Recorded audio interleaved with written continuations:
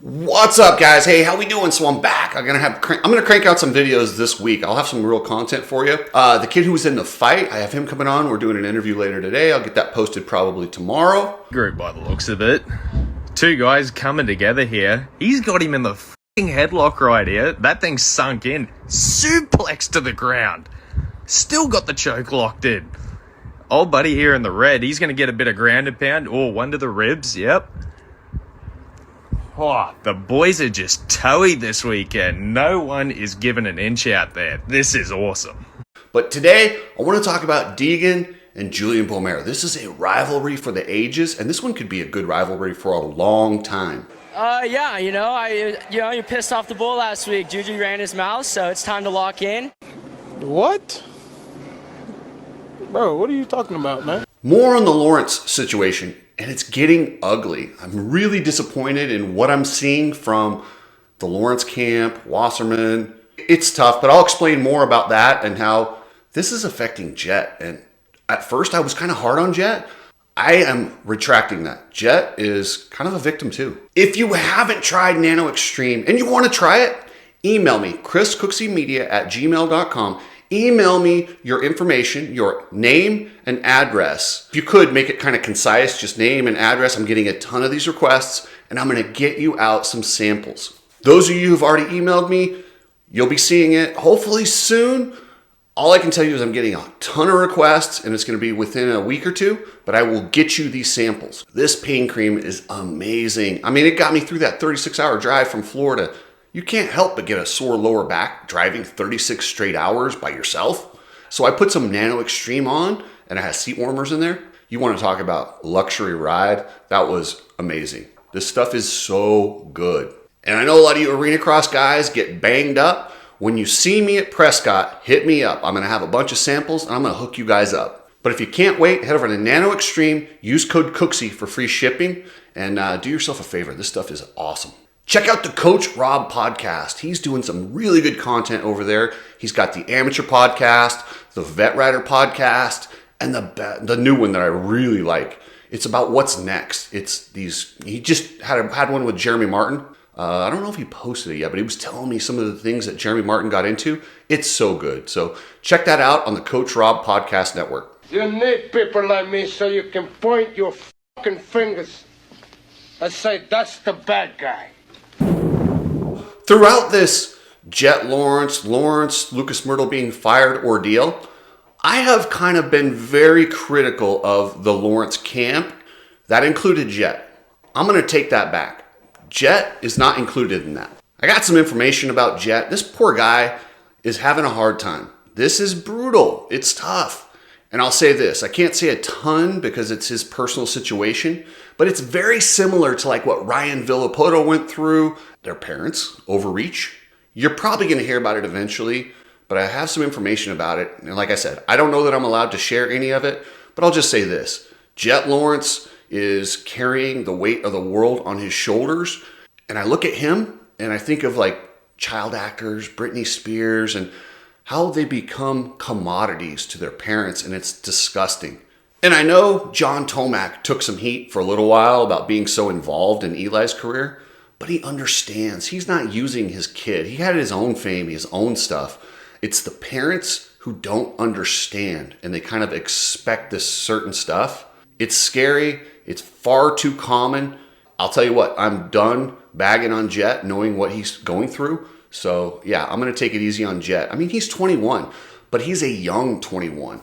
You take these kids and they're fawned over ever since they're little kids. They're built to be champions.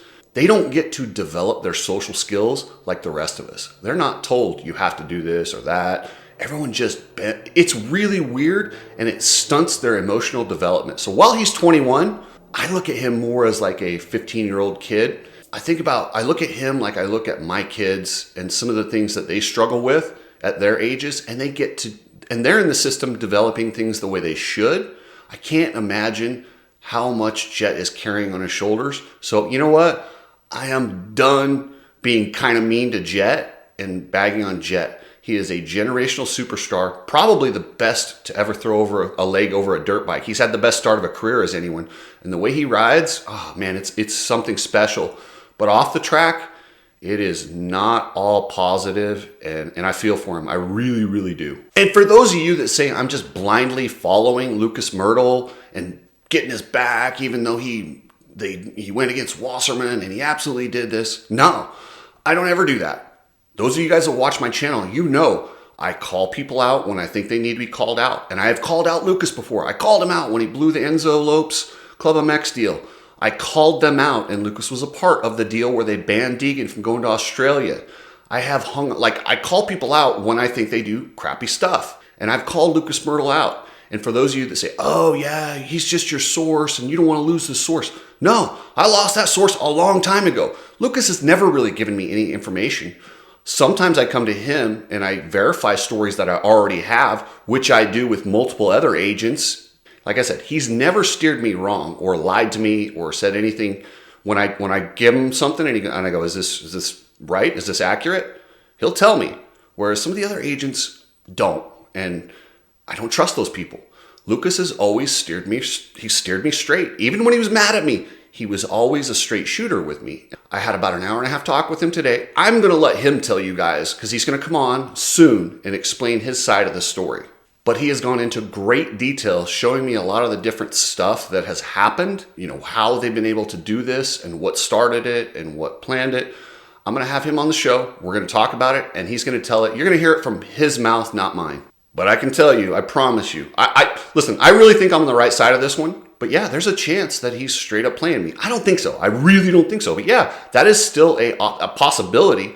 And if he does, I will bury him. If something else comes out and I find out I'm being worked, I'm going to have a little egg on my face. But at the same time, I always own that. It is what it is. It's not going to ruin me. I'm going with the information that I have. I reached out to Jacob Hayes. I tried to get him to talk to me. He didn't want to talk. Myrtle has been sharing information. They won't. So that's the information I have. If they don't want to rebut any of the information that Myrtle's giving me, then what do I have? And I tackle a lot of things in this sport. The MX Sports Mafia, Feld, and the way they mistreat riders, teams, fans. But I've never really looked at these agencies. And this has made me take a close look and start doing some digging on Wasserman. Wow, this is an evil, evil company, family. Their history is scary. Don't take my word for it. Drop a Google. His grandfather, Casey Wasserman's grandfather, was a mobster who funded Ronald Reagan. Essentially, he was Ronald Reagan's puppet, in my opinion. We just had those fires out in California that destroyed LA and just wiped out the land. A lot of people believe this is a land grab. Dealing with a myriad of issues. I was just talking to Josh Green, the governor of down in Hawaii, who had some ideas around some land use concerns he has around speculators coming in, buying up properties, and the like. So we're already working with our legal teams to move those things forward, and we'll be presenting those in a matter of days, not just weeks. And I agree with them. I think this is 100% burning down LA to build 2.0 or the new LA that they want to build. Look who's on the board to repair it. Casey Wasserman. But if you look at how Gavin Newsom is smiling and doing his little dance, look at that smile when he talks about rebuilding it the way he wants it. I 100% believe they either started these fires or allowed them to happen because they have their bigger agenda, because they feel like they're elite and they can do whatever they want. Casey Wasserman is right in that. I'll tell you what, if I was a rider and I was associated with those guys, I would split. Take Lucas Myrtle completely out of it. Just knowing what I have found out about Wasserman, there's no chance I'd ever stay with those scumbags. That is an agency I would never want to be associated with. Just from the history and the current connections, it's disgusting, and I would never want to do business with those people. Anyone who is in Gavin Newsom's back pocket and part of the people who have tried to destroy our country for the last how many years. Check out Ride Strapped, the best goggles, glasses, t-shirts. What a cool company. And we will be there. I believe the cookout will be the Friday before Daytona Supercross. We got to figure out exactly how many people we can have. And we're going to start taking signups for that. And we're just going to hang out, bench race, maybe head over to the Arena Cross after. It'll be a good time. Cooksy Cookout at the Daytona Supercross, Daytona Arena Cross, and Bike Week. It's just a good time. Ridestrap.com. If you're shipping anything, use Precision Transport. This is a family-owned business. Like I said, I'm not like Wasserman. I deal with good people. If Precision Transport was anything like those clowns, there's no way I would promote them. They are a family-owned business, good people that will get your products there, and they still believe in customer service and reasonable pricing. Hit up pretransport.com if you need to ship anything using a truck. Motobilia, some of the coolest. I keep just surfing their site, just looking for the different stuff. They have authenticated, genuine motocross, motorcycle memorabilia from where it's supposed to be from. There's not a lot of people doing that, and you can really get scammed. But if you go through Motobilia, you won't. You can trust that what they have is what they say it is. So check out motobilia.com. So this Hayden Degan versus Julian Beaumer rivalry, and that's exactly what it is a rivalry. I love it. I cannot get enough of these two going back on social media. And I know in the press conference, they pretend like they're cool, and they are somewhat. Don't think this isn't a real rivalry. Look at them in the heat race. Degan knew what he was doing. Degan is an alpha, and he wants to get in Julian's head. He came in there, and he blocked past him with a little extra mustard. And he said, I didn't want to put him down. I disagree with that. The way he parked there and then looked back, he was making sure he went down. And I don't have a problem with it. That's good racing. Julian should have covered the inside or been a little bit more aware. You got to know when a guy like Hayden's there. Like I say, when the guys ride around Vince, you have to know it's coming. There are defenses for those maneuvers. And if you don't like it, you should be fast enough to get away from them. But in that main event, Julian had his opportunity on that first or second lap to level it, to even it up. He came in there and he just didn't give Degan the business like he should have. I feel like he should have came in there and smashed Degan. I would have absolutely blown him up. After what he did to me in the heat race, the way Degan is, you put him down on that first lap, he's not going to get back to you. You gotta finish that move. You can't ride, you can't go to Vince and give Vince room thinking he's gonna give you room. You can't give Hayden room thinking he's gonna give you room. It doesn't work that way. Hayden Degan is out for himself on the track, so is Vince. Julian needs to also be out for himself and not worry about repercussions. You know what? That guy hits me, I hit him. That's the way we're gonna race. That's how they did it in the 90s. That is back, and I'm all for it. I can't wait to see what happens in Glendale. The pressure, last week there was a lot of pressure on Hayden Degan. He had to get in front of Julian Beaumer, and he did. He did exactly what he was supposed to do. Now that pressure is on Julian Beaumer. He has to stop that momentum. If Hayden comes out here and wins this Triple Crown, that takes so much momentum. He's still not going to be the point leader, but he's going to be close enough within striking distance, and that momentum and the way it's just going to change the overall outlook, he could go on a run and get away with this thing. Julian definitely needs to get points from Hayden Degan this weekend, and if he doesn't, it's going to be tough. At that point, the odds of Hayden Degan winning the championship, if Julian doesn't take points from him, they go up considerably. It will be a lot harder for Julian to win this championship if he can't get it done this weekend. Meanwhile, you got the human highlight reel, Jordan Smith, out there sending it every which way he can. I'm telling you, this guy is so much fun to watch. He doesn't care about their rivalry. He doesn't care what they have going on. He wants to win, and he's going to do whatever it takes to get there. I don't see him being able to do it. It's 3 races in the Triple Crown. For Jordan Smith to hold it together 3 straight times, that's asking an awful lot. I don't know that he'll be able to do that. But you never know. Jordan is, like I said, the human highlight reel. Who knows what he's going to do, but keep watching him. And I want to update some news on Ryder DeFrancesco. I'm a huge fan of Ryder DeFrancesco. Seeing how he was kind of written off after being such a great amateur, and then he got up there and he's fighting for his career. What a bummer that last week when he was practicing, I told you guys last week that he got hurt. I didn't know how bad. It's bad. Ruptured spleen, internal injuries. What he posted on the internet is scary. And that's why I fight so hard for these guys to get these opportunities, the money they earn every single time a Supercross rider laces up and goes out there to ride. They're getting to the point where they're going fast enough, high enough, and far enough that you're putting your life and the rest of your life in jeopardy by doing this sport. And his situation wasn't even his fault. The bike broke. The bike broke, causing this catastrophic crash that has left him in really bad shape. Get well, Ryder.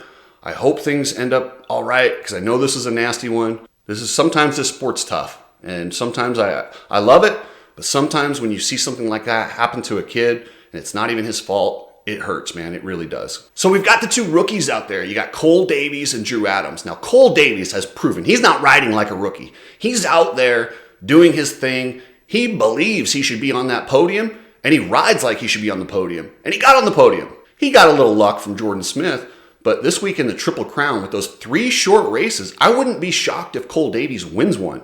And I definitely won't be shocked if he's on the podium. I almost will be shocked if he's not. I don't see him, like I said, he might win one of the 3, but I don't see him winning all 3 or getting the overall, but the kid's good. And then Drew Adams, despite Pro Circuit Kawasaki completely fumbling his entrance into the pros, he did really good. He rode his butt off. It's so hard to jump into a series when the guys have already been racing. You get better, the intensity, everything ramps up week by week. And when you jump in after a couple rounds have already been completed, it is so hard to catch up. Last year, he was beating Cole Davies pretty regularly in the futures. So it's got to sting a little bit that he comes in and Cole Davies has already got a podium and we're saying all these great things about him and he's just got one race. But I look for Drew Adams to get significantly better. I think this kid is talented, and now after getting a race under his belt, he might be up there. Don't be surprised if Drew Adams is battling for a podium in at least one of these 3 main events. I don't expect a podium overall, but he's going to get there one of these 3 times. And then the 250 West guys, man, it has been triage with all these guys getting injured. Thank goodness they get a week off. You know, Joe Shimoda can let his hand heal a little bit, which, man, this dude is tough. Staying out there and battling with that nasty broken finger or 2. Whew.